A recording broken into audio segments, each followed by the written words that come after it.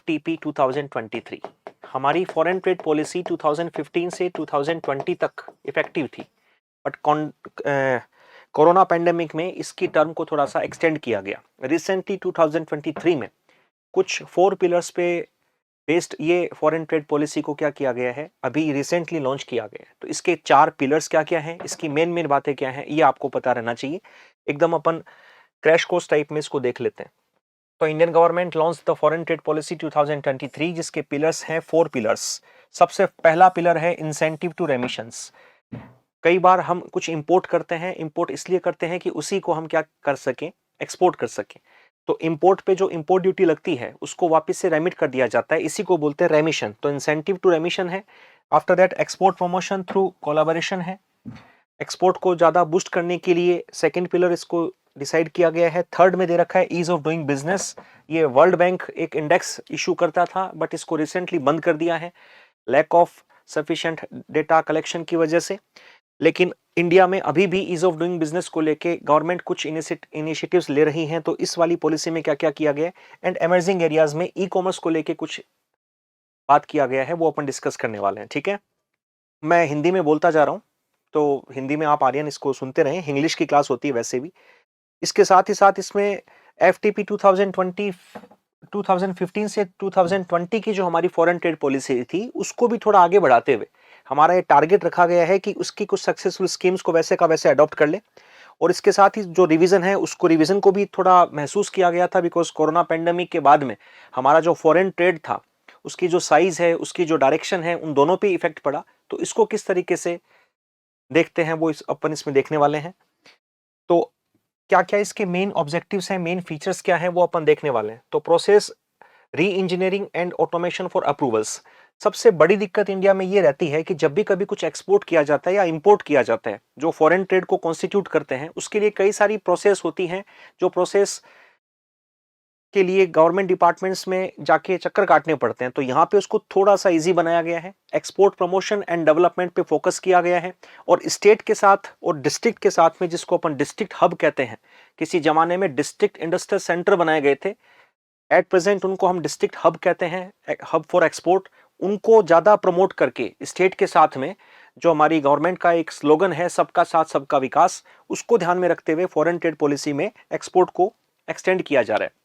इसके लिए export promotion measurements क्या क्या लिए गए हैं, तो एक आता है TEE, towns for export excellence. इसमें 4 नए टाउन्स को क्या किया गया, रिकॉग्नाइज किया गया है, और यहां से एक्सपोर्ट को हम बूस्ट करने वाले हैं। वो 4 कौन कौन से हैं, please consider: Faridabad, Mirzapur, Varanasi and Moradabad.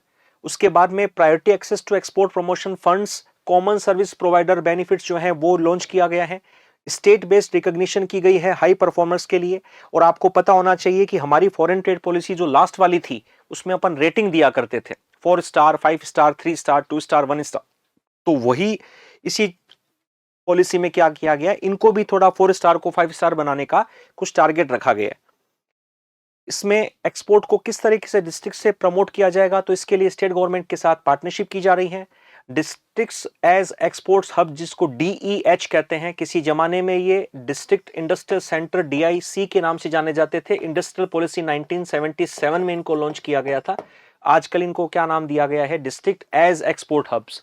अगर डिस्ट्रिक्ट स्ट्रांग होंगे तो स्टेट स्ट्रांग होगा, स्टेट स्ट्रांग होगा तो पूरे नेशन वाइड जो हमारी पॉलिसी है वो भी अच्छे से काम कर पाएगी। District specific export action plans बनाए गए हैं, और एक स्कोमेट पॉलिसी भी इसमें लॉन्च की गई है। स्कोमेट की फुल फॉर्म क्या है उसको भी देख लेते हैं। Special chemicals, organisms, materials, equipments and technologies. ये हमारे वो सारे के सारे कोर एरियाज रहेंगे जिसपे अपन फोकस करके हमारे एक्सपोर्ट को थोड़ा वाइड करेंगे, थोड़ा एक्सटेंड करेंगे। Facilitating e commerce exports. E commerce में हमारा जो पोटेंशियल है वो $300 बिलियन का एक हम सबसे बड़ा मार्केट बनाने वाले हैं। और हमारा टारगेट है 2030 तक हमारे ई कॉमर्स सेगमेंट को हम क्या करना चाहते हैं, वर्ल्ड के टॉप 5 ई कॉमर्स सेगमेंट में लाना चाहते हैं। और इंडिया में जिस तरीके से B2B, B2C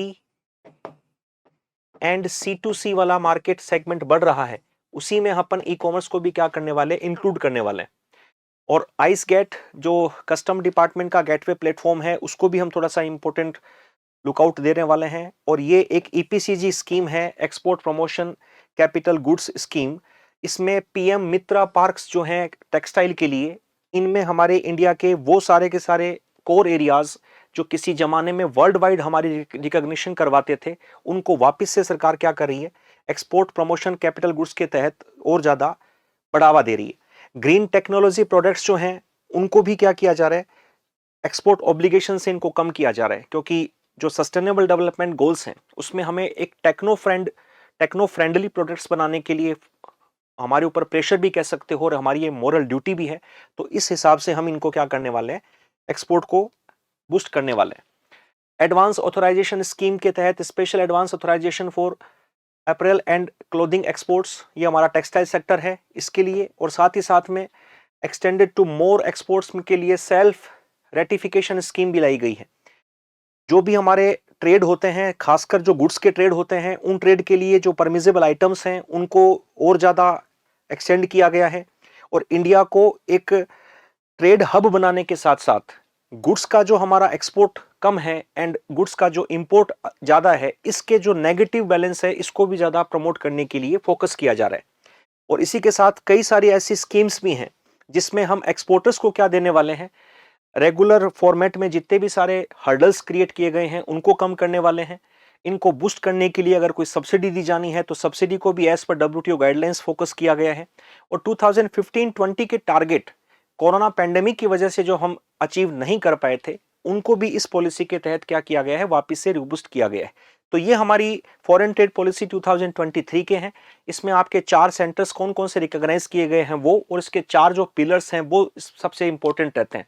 अब जब आप जीएस के पेपर में मेंस के आंसर राइटिंग करते हैं तब इनमें थोड़ा कोर एरिया इसमें पूछ लिया जाता है कि ये किस तरीके से इंडियन फॉरेन ट्रेड सिस्टम को या इंडियन जो हमारा बैलेंस ऑफ पेमेंट है उसको किस तरीके से बैलेंस करने वाली है। तो आप इसके बारे में क्या क्या सोचते हैं, इस टाइप के क्वेश्चंस ज्यादा पूछे जाते हैं।